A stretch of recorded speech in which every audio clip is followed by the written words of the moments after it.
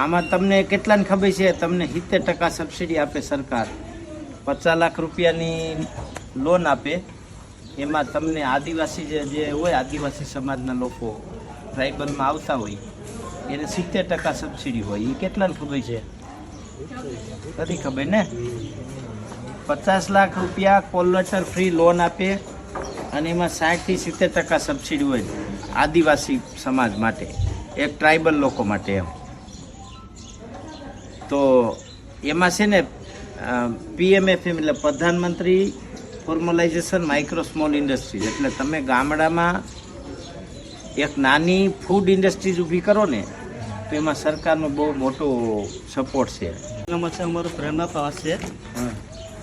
હવે એ બાજુ પેલા પ્રગતિશીલ ખેડૂતને ખેતીને લગતી તો ખેડૂત વિજેટ કહી રહી, પણ હવે અહીંયા અમારે પશુપાલનવાળા ખેડૂત ભાઈઓ પણ છે. એમના માટે અહીંયા ગીર ગૌશાળામાં મુલાકાત કરાવી દઈએ, થોડુંક જાણી લઈએ કે ભાઈ ગીર ગાયમાં એની ખાસિયત કંઈક છે. આપણે કે એનો વ્યવસાય કરવો હોય તો અમારા પાસે માર્ગદર્શન સાહેબ મળી રહે. શેના અંતર્ગત કોણ લઈ આવ્યું? ડાંગ જિલ્લામાં આત્મામાં કે એમ ને? બહુ સરસ. બધા ખેતી કરો છો કે અડધા નોકરી કરો છો? હા વાવો છો ત્યાં નાગલી વાવો છો? એને તૈયાર કરીને વેચો, પાલિશ કરીને કે એમને વેચી દો? એમ જ વેચે, પોલિશ કરીને વેચે. પોલિશ નથી, હમણાં સાફ કરીને વેચે. નાગલી એટલે ઓલા ભાવે વેચો તમે? 40-10 રૂપિયા કિલો. 50 રૂપિયા કિલો. એમાં ખાતર દવા વાપરો હોય કે ઓર્ગેનિક? તો ખાલી નાગલી જ કેમ વાવો? કોદો, મકરો, ચેના, સામા એ કેમ ન હોય?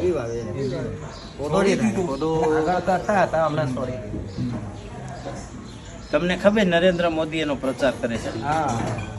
ખબર છે? તો તમે વેચો ક્યાં એને? માર્કેટમાં જ વેચી દઉં. એક જણાને થાય કેટલી નાગલી? 10 ક્વિન્ટલ 12 ક્વિન્ટલ 15 ક્વિન્ટલો થાય. એવું કંઈ નહીં, જેવું ખેતર કરીએ તેવું. તો એની 260 આઈટમ બને. એ કેટલાની ખબર છે? નાગલીની biscuit, nankhatai, chocolate, brown bread, butter, ઓલા પાઉં, એવું અનલિમિટેડ બને. ઢોકળી, ઢોકળા, શક્કરપારા, પરોઠા, સૂકા ખાખરા, પાપડ વાગીના બને. ખબર કે નહીં ખબર? બનાવો તમે? બનાવીને કા વેચો તમે?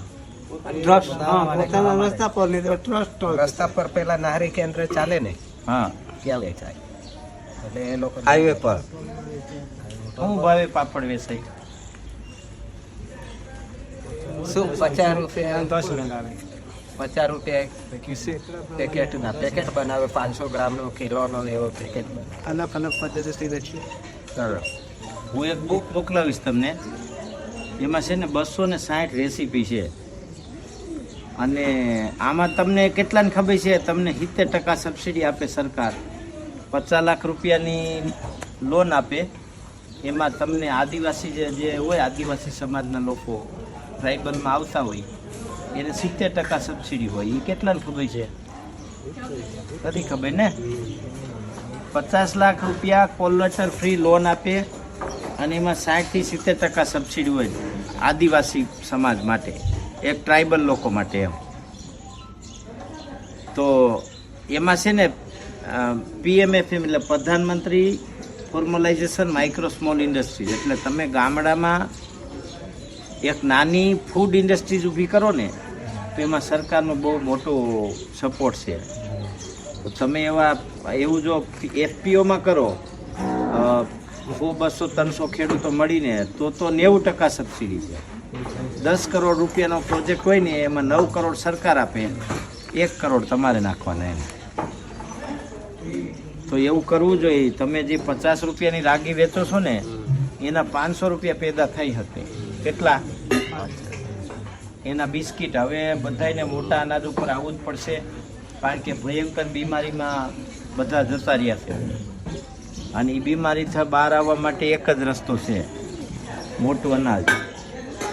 આ ઘઉં છે ને એ આપણા દેશનો ખોરાક નથી, એ રશિયાથી આવેલા છે.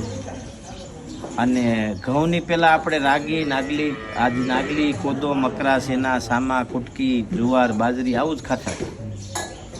આ ઘઉં આવ્યા પછી આ પેટ માંડ્યા મોટા થાય, નકર પેટ મોટા નતા થતા એમ. ગાયો કેટલા જણા રાખો? દેશી કે જર્સી? તમારે ત્યાં તો ડાંગી ગાય છે ને, કાબરા ડાંગવાળી. ડાંગી કેટલા આગે છે? વાહ, બહુ સરસ. અને ડાંગીનો બોલ નંદી કોણ આપે છે? ગામમાં કાતા પછી જેના પાસે વધારે ઢોર હોય એના પાસે એક તો હોય જ. પછી ત્યાં તમને બીજાને ગાય ફેરવવા દે કે નહીં ફેરવવા દે? ગાય ભેગી રાખીને એમાં એક બે ત્રણ રાખી જ મૂકે. માથે પગી લઈ હા. જાય એમ જ બધા ફર્યા કરે. તો એમાં નંદીનું સિલેક્શન કોણ કરે? હારો નંદી. આમ ડાંગી ગાયમાં દૂધ કેટલું આવે એક દિવસનું? નથી કાઢતા નથી. એક થી 1.5 લીટર 2 લીટર જેટલું આપે. વધારે 2 લીટર 2 લીટર આપે. ખોરાક નહીં આપે. પણ એ ગાય જંગલમાં ચરીને જ આવે ને? હા, જંગલમાં ચરીને જાય. તો એનું ઘી તો 20,000 રૂપિયા કિલો હોવું જોઈએ, 25,000 રૂપિયા કિલો. કારણ કે એ તો વનસ્પતિના પાંદડા જ ખાઈને આવે ને નકરા. તો ઘી બનાવે કોઈ કે નહીં બનાવે? એવું હોય તેવું જ કહેવાય. તો ખાલી ગોબર ગોમૂત્ર જ કામ ખેતરમાં નાખે. બીજું ગોમૂત્રનો ઉપયોગ કરો કે બધા? હું બનાવો ગોમૂત્રનો? જીવામૃત. બીજું જીવામૃત. પણ ગોમૂત્રમાંથી દવા બનાવો ને. ગોમૂત્ર એ જંગલમાં પાંદડા ખાવાવાળી ગાય હોય ને એના ગોમૂત્રમાંથી અર્ક બનાવાય. સરસ, બહુ કિંમતી બને, બહુ રિઝલ્ટ આવે, ફાયદા થાય. ગોમૂત્રમાંથી દૂધ નહીં આપે તો કાંઈ નહીં. અને એ પણ ખૂબ વેચાય છે, જેટલું બને એટલું વેચાય છે અત્યારે. કારણ કે બીમારી હવે બહુ ઘર કરી ગઈ છે બધે. હા, ઓલો પીઝો ખાઈને શું ખાય. સરસ ગાયો રાખો છો તમે. અને ગાયોના સંવર્ધન માટે તમારે થોડુંક આગળ આવવાની જરૂર છે કે સારામાં સારા દૂધવાળા જેની ગાય હોય એનો વાછડો હોય એને નંદી બનાવી, અને બિનજરૂરી જે ગામમાં રખડતા હોય એનો એક વાડો બનાવીએ, અથવા તો એને એવી રીતે સાચવીએ કે બીજાની ગાયો બ્રીડ ન કરે એમ. કારણ કે ગાય આપણને તો જ સારી રીતે સાચવી પોહાય જો આપણને પૂરામાં પૂરું વળતર આપે તો. બરાબર ને? એટલે પૂરું વળતર આપે એના માટે આપણે શું કરવું? તો એના માટે એના ગોમૂત્રના અલગ અલગ પ્રયોગો કરાય. અને એમાંય જંગલમાં ચરનારી ગાય હોય ને એટલે તો કાંઈ બાકી નહીં, એટલી એમાં ઔષધિ હોય. એ બહુ જ ઔષધીય ગુણ હોય. અને દૂધ જો બધાનું ભેગું કરીને એક જગ્યાએ ઘી બનાવાય તો એનું ઘી તો 20-25 હજારનો કિલો વેચાય છે. દેશી વલોણામાં ઘી બનાવો તો. કારણ કે પ્યોર ચરવાનું જ, તમે ખાવાનું તો કાંઈ આપતા જ નથી. એટલે એના ઉપર તમારે ધ્યાન દેવું જોઈએ. અને એને જો આપણે આધાર બનાવીએ આવી બાબતને તો આપણા ગામડા ટકી રહે. હવે ગામડા જો આદિવાસીઓના ગામ તૂટી જશે ને એ બધા 12 ગામ કામે વહી જશે તો પછી જંગલોમાં અમુક એવા લોકો વસી જશે કે જે સમાજને નુકસાનકારક છે એમ. ધર્મ પરિવર્તન કરવાનું ને આવું બધું કામ ખૂબ લોકો કરતા હોય છે. ગરીબ લોકોને લલચાવીને ખાવાનું ને એવું આપીને એનો ધર્મ બદલતા હોય છે. તો એ પણ એક આપણી સંસ્કૃતિ જળવાય, આપણો ધર્મ જળવાય, એ પણ આપણા માટે જરૂરી છે એમ. તો ગાય ઘણા બધા એના ફાયદા થાય જો ગાય ઉપર કામ કરવામાં આવે સમાજ ત્યાં. તો